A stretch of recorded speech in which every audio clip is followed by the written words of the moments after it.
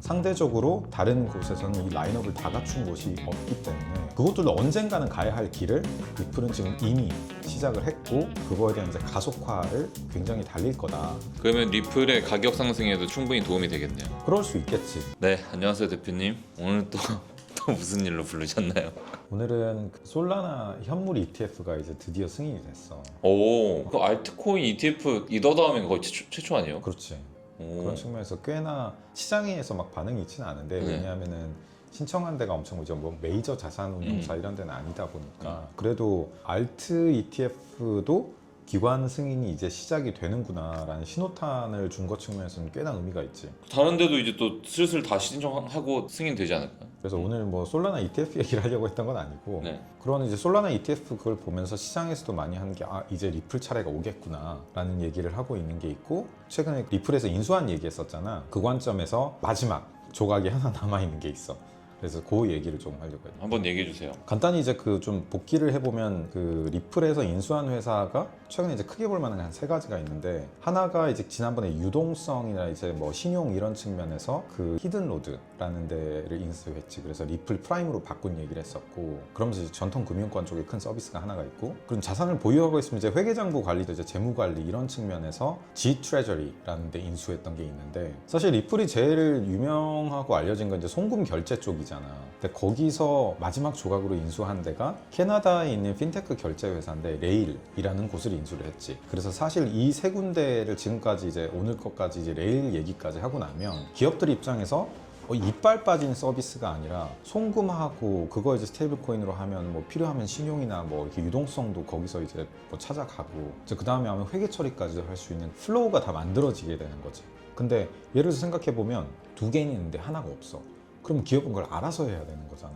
그러다 보면 이제 어려움이 생기는데 이제 리플은 그런 걸 감안해서 동시다발적으로 그 생태계를 기관들이 쓸 수 있는 형태까지 다 구축하기 위해서 필요한 컴포넌트들을 다 인수를 했다라는 얘기를 좀 하려고 했어. 어떻게 되는 거예요 이제? 일단은 레일 인수권을 얘기를 해주자면 뭐 마스터카드나 비자 이런 데에 비해서 엄청 큰 회사는 아니야. 뭐 굳이 규모로 얘기하자면 뭐 100분의 1 정도 수준이 작게 볼 수 있는데 엄청 크진 않네요. 엄청 크진 않은데 이제 주목을 받고 있는 부분은 알다시피 스테이블 코인이나 이제 국경 간 결제를 하면서는 애초에 마스터카드든 뭐 비자든 크게 해결하지 못한 영역이 이제 바로 그 섹터인데 그 부분에 이제 스테이블 코인이 들어가면서는 사실상 거의 동일선상에 있는 거지. 이제 그런 측면에서 그 여기는 오히려 작고 가볍고 하기 때문에 더군다나 리플에서 인수를 해서 들어가면서 아직 이제 GDP가 낮은 국가들에서는 스테이블 코인을 기반으로 쓸 수가 있는데 그런 곳들 대상으로 좀 더 전문적으로 이제 결제나 송금 이런 처리를 할 수 있는 그 니시 시장을 조금 더 적극적으로 먹어갈 거라는 기대가 되게 있지. 사실 뭐 그런 이제 빈민국 말고도 진짜 메이저 그런 국가들도 당연히 필요한 서비스지만 그런 빈민국에서는 절대적으로 이런 서비스들이 필요하잖아요. 그치.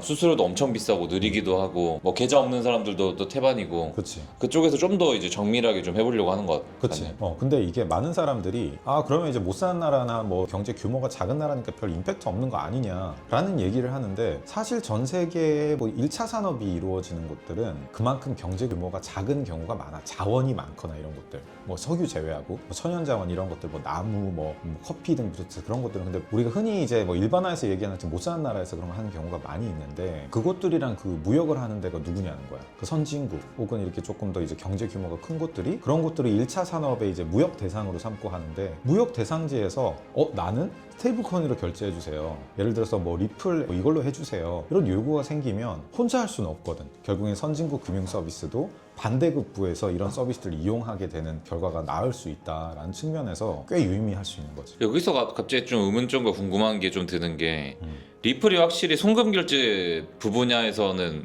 1등으로 자리 잡을까요? 자리 잡을 가능성이 없지 않지. 그러니까 이렇게 생각해야 돼. 지금 스테이블 코인 쪽에서 강자가 있고 뭐 또 뭐 페이먼트 쪽에서 뭐 강자가 있고 이런 것들이 있는데 아까 얘기했던 것처럼 B2B 기관을 생각을 해보면 어떤 특정 한 부분만 쓸 수가 없어. 원래는 뭐 중개은행 통해서 하고 결제는 이렇게 하고 뭐 커스터디 처리는 어디서 하고 이런 걸 하는데 그걸 스테이블 코인이나 코인 기반으로 해야 되는 상황이 온다라고 하면은 어차피 코인을 직접 보유하거나 쓰는 게 아니라 그냥 뒷단에서 그냥 코인으로 해서 그렇게 결제가 되고 송금이 효율적으로 이루어지고 신속하게 이루어질 수 있는 인프라가 있으면 한 방에 쓰는 거를 좋아할까? 유명한데 뭔가 좀 이빨 빠져 있는 서비스를 이용하는 게 좋아할까 하면은 전체적으로 라인업이 구성되어 있는 게 되게 중요한 거지, 기업 입장에서는. 그런 측면에서 왜 리플이 이렇게 여러 군데를 계속 인수를 하고 있느냐, 그리고 동시다발적으로 이거를 인수를 하고 있느냐 보면 그게 다 있거나 아니면 한두 개밖에 없거나 하는 거의 차이가 꽤 크다라는 측면에서는 B2B 시장에서는 꽤나 매력적인 대안으로 올라올 수 있는 거지. 그러면 리플의 가격 상승에도 충분히 도움이 되겠네요. 그럴 수 있겠지. 리플의 실질적으로 이제 사용성이 확대되는 것들이 있으니까 결국 가격은 이제 선반영을 하는데